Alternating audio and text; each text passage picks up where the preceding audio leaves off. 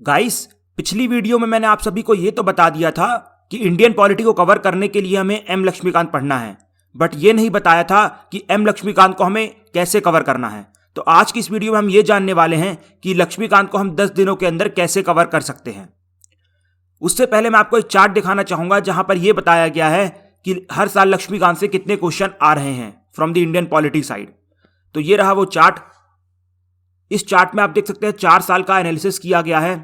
2018 में 14 क्वेश्चन आए थे एम लक्ष्मीकांत से, 2019 में 10 क्वेश्चन आए थे, 2020 में 8 क्वेश्चन आए थे, 2021 में 10 क्वेश्चन आए थे। उसी प्रकार से एनसीईआरटी से 3 से 4 क्वेश्चन का एवरेज है और अदर सोर्सेज से भी 2 से 3 क्वेश्चन का एवरेज है। तो आप एक चीज नोटिस करेंगे, अगर हर साल हम ऐसा मान के चले 16 से 17 क्वेश्चन पॉलिटी से आ रहे हैं तो उसमें से 10 से 11 क्वेश्चन एम लक्ष्मीकांत से आ रहे हैं। सो एम लक्ष्मीकांत का जो इंपॉर्टेंस है हमारी एग्जाम में that is very very huge. तो अब इसका क्या मतलब है? क्या हम एम लक्ष्मीकांत को पहले पेज से आखिरी पेज तक रटना चालू कर दें? क्या हम ताया जी की तरह काम करें या प्रत्यु की तरह? सो इट्स ऑब्वियस, हमें प्रत्यु की तरह ही काम करना चाहिए। तो उसके लिए मैंने इस बुक को कुछ उस प्रकार से डिवाइड किया है जो आपको इस बुक को 10 दिनों के अंदर कवर करने में हेल्प करेगा। तो इस बुक का डिवीजन करते हुए कुछ चीजों का ध्यान रखा गया है। जैसे सबसे पहले इंपॉर्टेंट एंड स्कोरिंग टॉपिक्स को सबसे पहले कवर किया जाएगा, एग्जाम्पल के तौर पे पार्लियामेंट एंड फंडामेंटल राइट्स। उसके बाद इसका भी ध्यान रखा गया है कि जो कॉन्सेप्ट की क्रोनोलॉजी है उसको ब्रेक ना किया जाए। जैसे एग्जाम्पल के तौर पे प्रेसिडेंट के बाद ही गवर्नर को पढ़ा जाए, पार्लियामेंट्री सिस्टम और फेडरल सिस्टम को समझने के बाद ही centre state and inter state relations cover किए जाएं, सुप्रीम कोर्ट को पढ़ने के बाद ही हाई कोर्ट पढ़ा जाए। तो ये इंपॉर्टेंट क्रोनोलॉजी है कॉन्सेप्ट्स को मेंटेन करने के लिए, तो इसका ध्यान रखा गया है।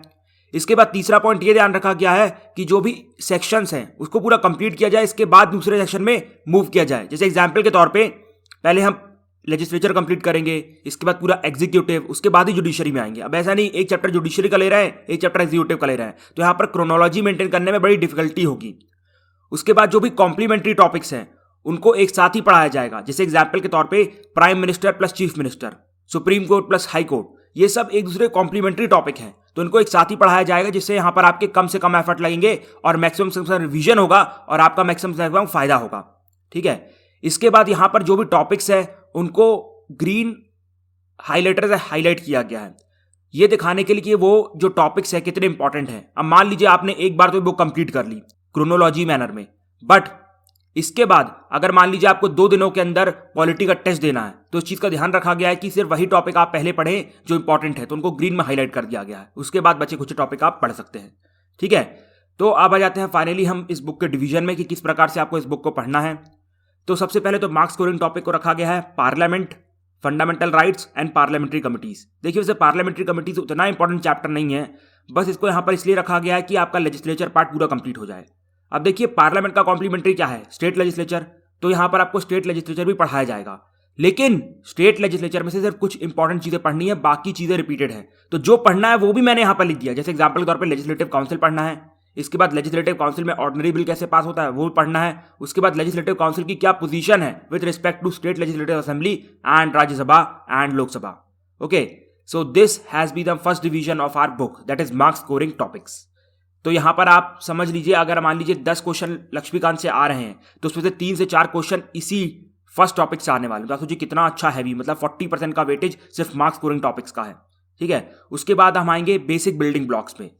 अगर देखिए इन बिल्डिंग ब्लॉक्स को आप कवर नहीं करेंगे तो आपको आगे की लक्ष्मीकांत एंड पॉलिटी समझ में नहीं आएगी, जिसमें सबसे पहले आता है प्रीएम्बल, फिर आता है यूनियन एंड इट्स टेरिटरी, इसके बाद citizenship, DPSP, fundamental duties, amendment of the constitution, basic structure of the constitution. आप यहां पर एक चीज नोटिस कर रहे होंगे, यहां पर कुछ टॉपिक्स ग्रीन से हाईलाइटेड है। अगर मान लीजिए आपको रिवाइज करना है इन टॉपिक्स को तो पहले आप ग्रीन को प्रायोरिटी दें, उसके बाद बचे हुए टॉपिक्स को रिवाइज करें। ठीक है, ये मतलब है ग्रीन कलर का। इसके बाद हम अगले सेक्शन में आते हैं जिसका नाम है एग्जीक्यूटिव। एग्जीक्यूटिव में देखिए सबसे पहले आपको प्रेसिडेंट पढ़ना है। प्रेसिडेंट का कॉम्प्लीमेंट्री क्या है, गवर्नर, लेकिन गवर्नर भी पूरा नहीं पढ़ना है, सिर्फ कुछ टॉपिक। जैसे एग्जांपल के तौर पे उनकी अपॉइंटमेंट कैसे होती है, उनकी कंडीशंस क्या होती है, उनकी क्या पावर है, जैसे जुडिशियल पावर क्या है, ऑर्डिनेंस पावर क्या है, वीटो पावर। इसके बाद जो भी बची पावर है छोड़ दीजिए, बिकॉज वो सेम है एज कंपेयर टू प्रेसिडेंट, लेकिन जुडिशियल में कुछ एक्सेप्शंस हैं, ऑर्डिनेंस में कुछ एक्सेप्शन है, वीटो में कुछ एक्सेप्शंस हैं, तो उनको पढ़ना पड़ेगा। उसी के साथ सबसे इंपॉर्टेंट टॉपिक है गवर्नर का, that is constitutional position of the governor, that is article 152 of the constitution of India. ठीक है। उसके बाद वाइस प्रेसिडेंट पढ़ना है। अब वाइस प्रेसिडेंट का तो कोई कॉम्प्लीमेंट्री है नहीं, तो बस वाइस प्रेसिडेंट पढ़ लो। उसके बाद प्राइम मिनिस्टर पढ़ना है। अब देखिए यहाँ पर प्राइम मिनिस्टर के साथ आपको चीफ मिनिस्टर पढ़ने की जरूरत नहीं है, because that is the same topic repeated, just prime minister की जगह चीफ मिनिस्टर डाल दिया जाता है, ठीक है। तो आप यहाँ पर उसको लीव कर सकते हैं, जिससे आपका बहुत ज़्यादा टाइम बचेगा। उसके बाद आपको सेंट्रल काउंसिल ऑफ मिनिस्टर पढ़ना है, उसके बाद आपको स्टेट काउंसिल ऑफ मिनिस्टर नहीं पढ़ना है, because it is the same thing, ठीक है। उसके बाद आखिरी में आपको कैबिनेट कमिटीज पढ़ना है, and trust me you are done with your executive part, ठीक है। उसके बाद आपको आना है जुडिशरी में। जुडिशरी में सबसे पहले आपको सुप्रीम कोर्ट पढ़ना है, फिर हाई कोर्ट में कुछ टॉपिक्स है एक्स्ट्रा वो पढ़ने हैं, उसके बाद सबऑर्डिनेट कोर्ट पढ़ना है।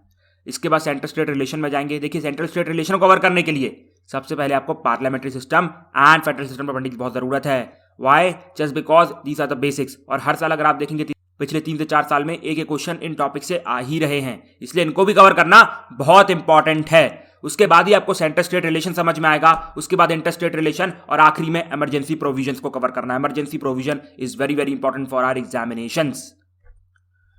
उसके बाद आ जाएंगे हम अगले टॉपिक जिसका नाम है लोकल सेल्फ गवर्नमेंट। उसके अंदर आपको पंचायती राज पढ़ना है। पंचायती राज का कॉम्प्लीमेंट्री है म्युनिसिपैलिटी, और सब कुछ रिपीटेड है एक्सेप्ट फ्यू थिंग्स, तो सिर्फ फ्यू थिंग्स को रीड करो, बाकी सब रिवाइज करो, खत्म करो। उसके बाद स्पेशल चीजें आती है कॉन्स्टिट्यूशन में, जैसे एग्जांपल के तौर पे कुछ स्टेट के लिए special provision, for example Nagaland, Manipur, Maharashtra के अंदर सौराष्ट्र आता है ना, मराठवाड़ा आता है, उनके लिए स्पेशल प्रोविजन है, तो वो सब आपको पढ़ने पड़ेंगे। उसके बाद आता है यूनियन टेरिटरीज, उसके बाद schedule and tribal areas which is very important topic, और हर साल आपको एक क्वेश्चन यहां से देखने को मिलेगा। इसके बाद आएगा कॉन्स्टिट्यूशनल बॉडीज पढ़ना है, इसके बाद नॉन कॉन्स्टिट्यूशनल बॉडीज पढ़ना है, फिर एंड में इलेक्शन आ जाएगा हमारे सामने, जिसके अंदर इलेक्शन लॉज पढ़ने हैं, इलेक्टोरल रिफॉर्म्स पढ़ने हैं, एंटी डिफेक्शन लॉ पढ़ना है। एंटी डिफेक्शन लॉ को ग्रीन से मार्क कर लेना है, forgotten, and it is very important topic.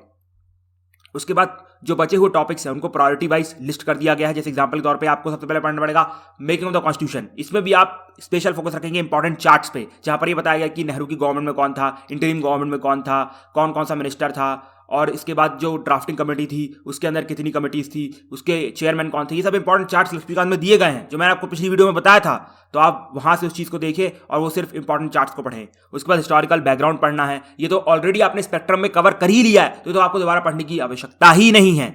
इसके बाद आपको सलाइड फीचर्स पढ़ना है। सलाइड फीचर में सिर्फ ऊपर के टॉपिक्स पढ़ना, बिकॉज अंदर कंटेंट ऑलरेडी आप पीछे चैप्टर में पढ़ चुके हैं। उसके बाद ट्रिब्यूनल है, पॉलिटिकल पार्टीज है, जुडिशियल रिव्यू है, जुडिशियल एक्टिविज्म है, and these are the rest of the topic that you have to cover. अगर इसके अलावा इस बुक में कोई भी चैप्टर छूट गया तो समझ लीजिए वो चैप्टर इंपॉर्टेंट नहीं था, इसलिए उस चैप्टर को छोड़ा गया। जैसे एग्जांपल के तौर पर पार्लियामेंट्री फोरम यूपीएससी कभी नहीं पूछेगी, because that is not at all important, it is not a part of our syllabus, तो इसको आप लीव कर सकते हैं। बस एक चीज का ध्यान रखिएगा, यहां पर कनेक्टिविटी और कंसेप्चुअल क्लैरिटी का अच्छा एक कॉम्बिनेशन बनाया गया है, उसको ब्रेक करने की कोशिश मत कीजिएगा, अदरवाइज आपको ये बुक कवर करने में बहुत डिफिकल्टी होने वाली है, और आपको 10 की जगह इस बुक को कवर करने में 30 दिन लग जाएंगे। तो अगर आप 10 दिन में कवर करना चाहते हैं तो trust me and go with this time table which is in front of you.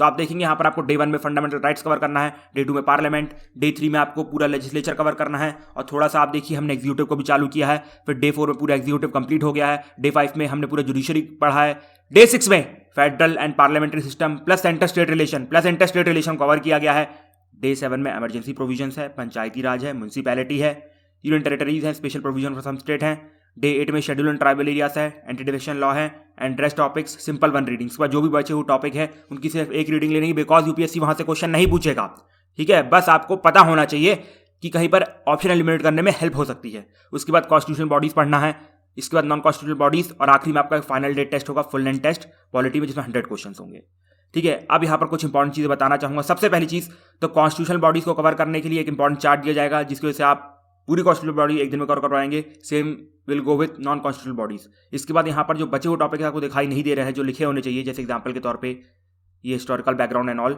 ये सब चैप्टर 2-2, 3-3 पन्ने के हैं, तो इनको कवर करने के लिए मुश्किल से 20 मिनट लगते हैं, इसलिए यहाँ पर लिखा गया है सिंपल 1 टाइम रीडिंग, ठीक है। तो आपके सारे टॉपिक्स कवर हो जाएंगे। इसके बाद आप इस इंपॉर्टेंट टाइम टेबल का इंपॉर्टेंट फीचर देखिए। आप देखिए यहाँ पर लिखा हुआ है प्री डिस्कशन वीडियो। देखिए जैसे मान लीजिए आपने ये डिसाइड किया कि आप 6 नवंबर से अपना पॉलिटी का डे 1 बनाना चाहते हैं, और आप 16 नवंबर तक पूरी पॉलिटी कवर करना चाहते हैं, तो आप हमारा टेलीग्राम चैनल ज्वाइन कर सकते हैं, जिसका नाम है t.me/youriasmentor, ठीक है। इसकी लिंक आपको डिस्क्रिप्शन बॉक्स में मिल जाएगी। अब देखिए अगर आप उस चैनल को ज्वाइन करेंगे तो वहां पर आपको एक प्री डिस्कशन वीडियो मिलेगी डे 1 के नाम से, डे 1 पॉलिटी के नाम से। आप उस डिस्कशन वीडियो को देख लीजिएगा जिस दिन आपको इस चैप्टर को कंप्लीट करना हो। वो डिस्कशन वीडियो होगी फंडामेंटल राइट्स के ऊपर, डे 1 के ऊपर, ठीक है, जिसमें यह बताया गया होगा कि कैसे आप फंडामेंटल राइट्स को जल्दी से कवर कर सकते हैं, कौन कौन से टॉपिक्स के ऊपर यूपीएससी फोकस कर सकता है, कौन कौन से टॉपिक्स के ऊपर यूपीएससी फोकस नहीं कर सकता है, किस टॉपिक पर आपको ज्यादा टाइम देना है, किस टॉपिक को आपको कम टाइम देना है, ये सब उस वीडियो में बताया गया होगा, जो कोई नहीं बताता है, ठीक है। क्योंकि मुझे पता है एक दिन में फंडामेंटल राइट वो भी 4-5 घंटे मुश्किल है, लेकिन जिस तरीके से मैं बताऊंगा अगर आप उसी तरीके से पढ़ेंगे तो आपका फंडामेंटल राइट 4-5 घंटे नहीं 3 घंटे में ही कंप्लीट हो जाएगा, ठीक है। तो you have to trust me कि जो भी मैं चीज़ बताऊंगा वो सही होंगी, बिकॉज मैं अपनी तरफ से नहीं बता रहा हूँ, सिर्फ previous year question and syllabus के एनालिसिस से बता रहा हूँ। ठीक है, तो इस तरीके से आपको बताया जाएगा फंडामेंटल राइट कैसे कवर करना है। उसके बाद जैसे आप फंडामेंटल राइट कवर कर लेंगे इस वीडियो को देखने के बाद, उसके बाद आपका टेस्ट नंबर 1 होगा, जिसमें आपको मैक्सिमम प्रीवियस ईयर क्वेश्चन रहेंगे और 1-2 क्वेश्चन एक्सपेक्टेड रहेंगे जो आ सकते हैं। ठीक है, इसके बाद जैसे ये टेस्ट खत्म हो जाएगा उसके बाद आपको वहाँ पर डे 1 में पोस्ट टेस्ट डिस्कशन की वीडियो मिलेगी।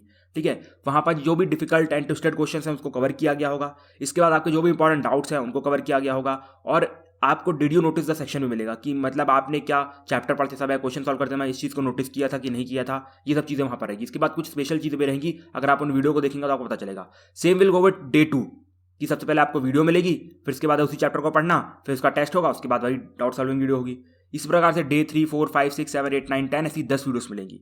उसके बाद फाइनली आपको एक टेस्ट मिलेगा जिसमें लिखा रहेगा polity full length test, 100 question का टेस्ट रहेगा, उसका भी प्री डिस्कशन वीडियो होगा, पोस्ट डिस्कशन वीडियो होगा, वो भी देख लेना आपका। इसके बाद पॉलिटी पूरा 100% तरीके से कवर हो जाएगा, बस आपको रिवीजन करते रहना है और समझ लीजिए आपका पॉलिटी में हमने उद्धार कर दिया है।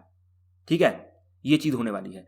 और क्या इन सब चीज़ों के पैसे लगेंगे प्री डिस्कशन वीडियो के, टेस्ट के और पोस्ट डिस्कशन वीडियो के? जी नहीं, 1 रुपये भी नहीं लगेंगे, बस आपको चैनल ज्वाइन करना है और 0 रुपये पे करने हैं, नॉट मोर देन दैट। ठीक है, सो मैं उम्मीद करता हूँ आपको वीडियो पसंद आई होगी। अगर वीडियो पसंद आई तो वीडियो को लाइक करें, शेयर करें, सब्सक्राइब करें चैनल को, और आपका धन्यवाद।